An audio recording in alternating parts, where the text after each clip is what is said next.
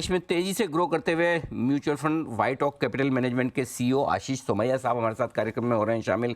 आशीष sir, बहुत बहुत स्वागत है सर। धन्यवाद हमें समय देने के लिए। वैसे तो thank you Anil sir. Budget के दिन, बजट के बाद बहुत कुछ हो गया, लेकिन आपसे मुलाकात होने में थोड़ा समय लग गया। तो एक बार ज़रा डायरेक्शन के तौर पर आपसे राय लेना चाहता हूँ। क्या कुछ खास ऐसा लगा आपको बजट में जिससे बाजार को संकेत लेने चाहिए? अनिल सर, एक्चुअली एक चीज़ क्लियर है कि अगर आप देखेंगे लॉन्ग टर्म ट्रेंड जो है वो ये है कि इन्वेस्टर्स को, निवेशकों को कैपिटल मार्केट में पार्टिसिपेशन और ज़्यादातर म्यूचुअल फंड्स और इक्विटीज़ के द्वारा पार्टिसिपेशन के लिए एनकरेज किया जाए। ये ट्रेंड मेरे ख्याल में पिछले 2 दशकों से चलता आ रहा है और आई थिंक वो बरकरार है। तो ये एक एनकरेजिंग चीज़ है हमारे सबके लिए।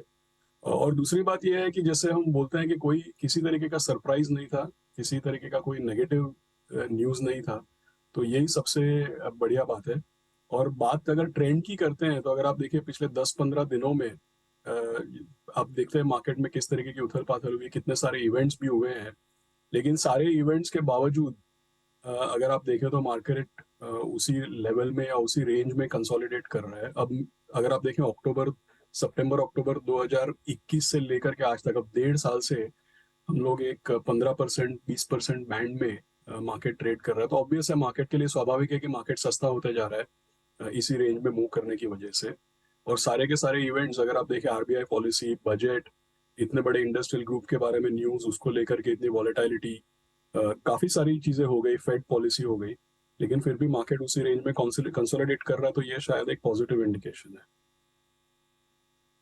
ये आपके लिए बजट से डायरेक्शन, लेकिन दो चीज़ें जिन पर पूछना है। एक तो पहले ग्लोबल मार्केट से करते हैं शुरुआत। ज़्यादातर खबरें वहाँ से भी निकल कर आ चुकी है। आगे किस तरह का मूड माहौल रह सकता है ग्लोबल मार्केट्स का, जरा ये समझाएं सर।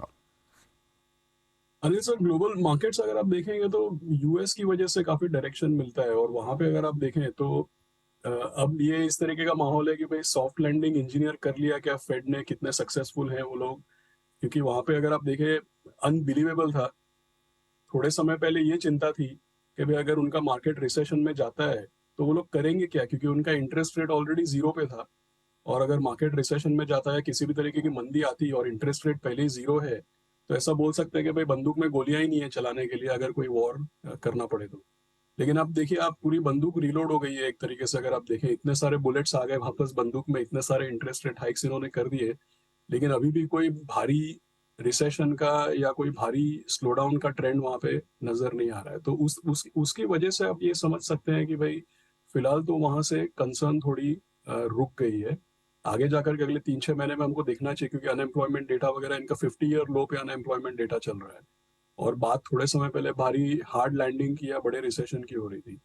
तो जितने भी नेगेटिव पॉसिबिलिटीज थे अब तक, तो वो होते हुए नहीं नजर आए।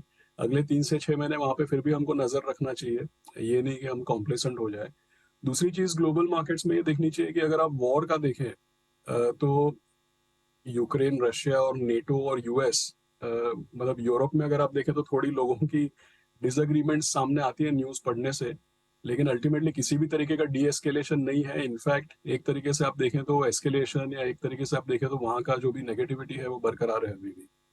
तो ग्लोबल न्यूज़ मुझे लगता है कि मिक्स्ड है। ऐसा कोई क्लियर ट्रेंड नहीं है वहाँ पे।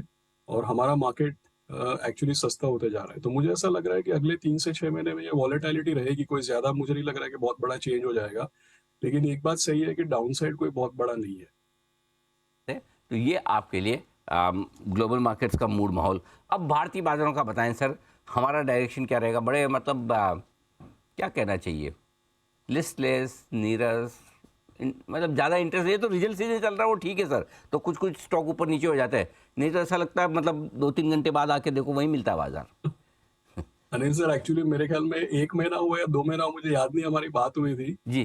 तब आपने मुझे करेक्ट भी किया था। मैंने बोला था कि थका देने वाला मार्केट रहेगा। करेक्ट। जी। सो वो ही है एक्चुअली। आप जो मूड, आप माहौल जो आप डिस्क्राइब कर रहे हैं, वही है कि हम सुबह 8:30 बजे से काम पे लगते हैं, शाम को 4 बजे तक लगे रहते हैं, लेकिन ट्रेडमिल पे है।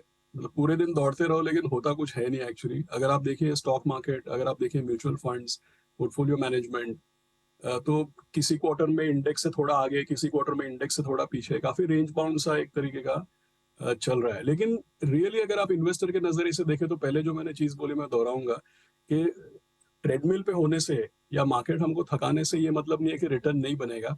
एक्चुअली ये इस तरीके का कंसोलिडेशन, देखिए करेक्शन जो है, एक तो प्राइस करेक्शन आ सकता है।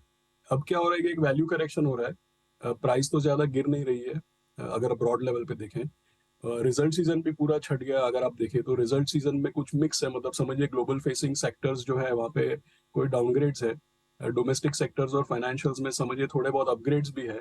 तो आई थिंक कुल मिला के मार्केट कंसोलिडेट कर रही है, बहुत अच्छी चीज़ है।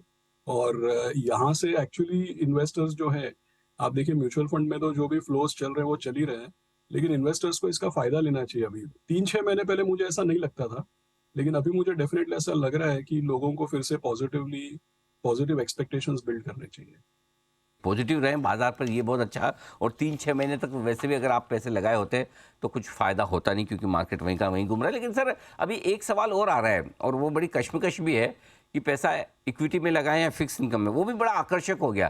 तो आपका क्या व्यू है, मतलब दोनों में बैलेंस कैसे करें? अनिल सर, एक्चुअली ये है कि देखिए, जो हम लोग जैसे मैं हूँ या हमारा जो पूरा फंड मैनेजमेंट है, तो हम तो केवल इक्विटी में इन्वेस्ट करते हैं। लेकिन इन्वेस्टर के लिए चॉइसेस काफ़ी है।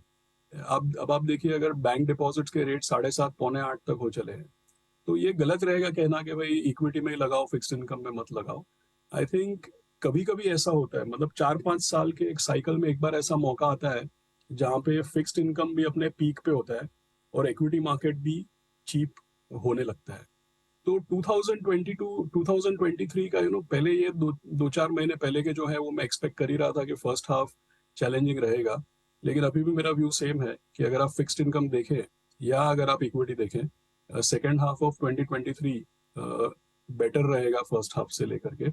और एक साधारण जो हमारे निवेशक है, उन लोगों को इस तरीके के चॉइसेस करना कि भाई इक्विटी करना, डेट करना, ये चॉइसेस लेने की जरूरत नहीं है। पोर्टफोलियो को दोनों में इन्वेस्ट करना चाहिए। जैसे पहले भी हमने कम्युनिकेट किया है कभी कि चाहे लाइफ हो चाहे स्टॉक मार्केट्स हो, कोई भी चीज़ ब्लैक और वाइट नहीं होती है। सब चीज़ें ग्रे के अलग अलग शेड्स होते हैं। अब आप कितना डार्क ग्रे में कितना लाइट ग्रे में है, वो आपका एसेट एलोकेशन और आपका रिटर्न एक्सपेक्टेशन आपको बताएगा। लेकिन पोर्टफोलियो में दोनों ही होना चाहिए, और मेरा ऐसा मानना है कि 2023 का अगर आप सेकेंड हाफ देखेंगे तो दोनों में ही अच्छा रिटर्न बनेगा। ठीक बात है। तो दोनों में कमाई होने की संभावना है, और क्या चाहिए आपको। अच्छा सर, इक्विटी में बताएं सर, कहाँ आप बुलिश हैं, कहाँ आप सावधान हैं? सो अनिल सर, एक्चुअली बहुत ज़्यादा चेंजेस नहीं है पिछले डिस्कशन से, लेकिन अ, अगर आप देखें तो क्लियरली नज़र आ रहा है कि ग्लोबल सेक्टर्स जो है वहाँ पे डाउनग्रेड्स है। कुल मिला के अगर आप निफ्टी ईपीएस देखें तो FY24 का अगर मैं देखता हूँ तो भी स्ट्रीट एस्टिमेट्स में अभी भी कोई बहुत बड़ी कट नहीं है। कभी कहीं 960, कहीं 970, कहीं 990, इस तरीके का निफ्टी ईपीएस का एस्टिमेट नज़र आ रहा है। लेकिन ये जो है इसमें फाइनेंशियल्स वगैरह में अपग्रेड्स हैं, कुछ और डोमेस्टिक सेक्टर्स में अपग्रेड्स हैं, और सारे ग्लोबल फेसिंग जो सेक्टर्स हैं इसमें काफ़ी डाउनग्रेड्स देखने को मिल रहे हैं। और अगर आप देखें फाइनेंशियल्स जो है, हमेशा मैं स्ट्रेस करता हूँ, फाइनेंशियल्स मुझे ऐसा लगता है कि डेफिनेटली पॉजिटिव रहेगा। इससे पहले भी जैसे हमने बात की है, तो आईटी आईटी में खास करके मिड कैप आईटी, आप देखिए रिजल्ट्स जो भी है, नतीजे काफ़ी पॉजिटिव आए सारे मिड कैप आईटी कंपनीज के अब तक के। और दूसरा ये है कि जैसे फार्मा वगैरह है, डोमेस्टिक कंजम्पशन के रिलेटेड जो है, तो ये टॉप रहेंगे। और आईटी को छोड़ करके जितने भी ग्लोबल सेक्टर्स हैं उसमें सावधानी रखनी चाहिए। तो ये आपके लिए जो ग्लोबल सेक्टर्स हैं उनसे दूर रहें, IT pharma selectively, consumption selectively, non banking financial जैसे कि म्यूचुअल फंड्स। अच्छा, आपको आपके आपका सेक्टर बहुत पसंद आता है sir, mutual funds? Anil sir, definitely मुझे बहुत पसंद आता है। मतलब वेस्टेड इंटरेस्ट आप बोल सकते हैं एक तरीके से। हम्म। लेकिन हमारी कंपनी कोई लिस्टेड वगैरह नहीं है। तो लेकिन मैं अगर जनरली लिस्टेड स्पेस की अगर आप बात करूं, तो मुझे ऐसा लगता है कि इसमें भी काफी कंसोलिडेशन हुआ है पिछले 2-3 साल में। अगर आप देखिए, ऐसा माना जाता है खास करके कि एसेट मैनेजमेंट का जो इंडस्ट्री है, ऐसा माना जाता है कि बहुत ही सिक्लिकल है, और ऐसा परसेप्शन है कि बिल्कुल ही शेयर बाजार से लिंक्ड है। लेकिन ये सही नहीं है, क्योंकि एसेट मैनेजमेंट इंडस्ट्री जो है ये फिक्स्ड इनकम, इक्विटी, सारे एसेट क्लासेस मैनेज करती है, पहली बात। दूसरी बात यह है कि आप देखें तो इनका क्लाइंट बेस जो है, कस्टमर बेस, इन्वेस्टर बेस, जितना आप शेयर बाजार में डीमैट खुल रहा है उतना ही आपको दिख रहा है एसआईपी के अकाउंट्स, म्यूचुअल फंड्स के फोलियोज भी उसी रफ्तार से खुल रहे हैं। और दूसरी बात यह है कि ये जो एक ट्रांजैक्शनल बिजनेस नहीं है, फीलिंग बिजनेस है। तो फीलिंग बिजनेस की हमेशा विजिबिलिटी ज़्यादा रहती है, ट्रांजैक्शनल बिजनेसेस की विजिबिलिटी कम होती है। और ये जाहिर बात है कि भाई ट्रांजैक्शनल बिजनेसेस जो हैं वो शेयर बाजार को लेकर के काफ़ी सिक्लिकल हो सकते हैं, लेकिन फीलिंग जो बिजनेसेस हैं उसका ज़्यादा डिपेंडेंस क्या है कि अपने स्कीम के परफॉर्मेंस पे है, आपकी ब्रांड की एक्सेप्टेंस कितनी है, आपकी ज्योग्राफिक पेनिट्रेशन या आपकी रिटेल क्लाइंटल में प्रेजेंस कितनी है, ये अलग मायने रखते हैं इसमें।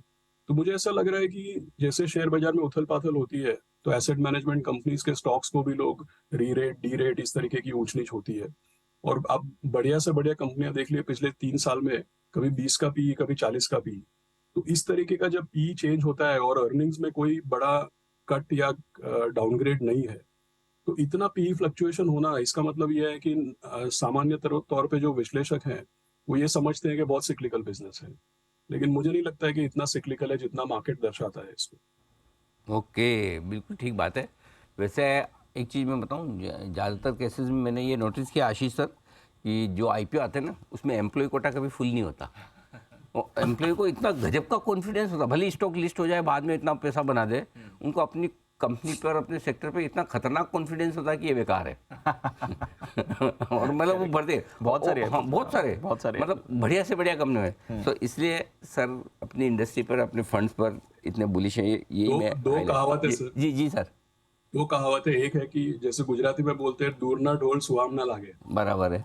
और एक हिंदी में कहावत है चिराग तले अंधेरा। बिल्कुल। दोनों चीजें हाँ, दूर के reconcile- ढोल ज़्यादा म्यूजिकल लगते, पास आने पर नॉइस हाँ, वैसा है। और चिराग तले अंधेरा। लेकिन यही खास बात है जो हमारे विशेषज्ञों को, एक्सपर्ट्स को, और जो बाजार के इतने अनुभवी लोग हैं उनको दूसरों से अलग करती है। तो ये है सारे सेक्टर्स जहाँ पर पॉजिटिव हैं। आशीष सर बहुत बहुत धन्यवाद आपका हमें समय देने के लिए, और विस्तार से बजट पर और बाजार पर अपनी बात रखने के लिए, हमारे दर्शकों को गाइडेंस देने के लिए धन्यवाद सर।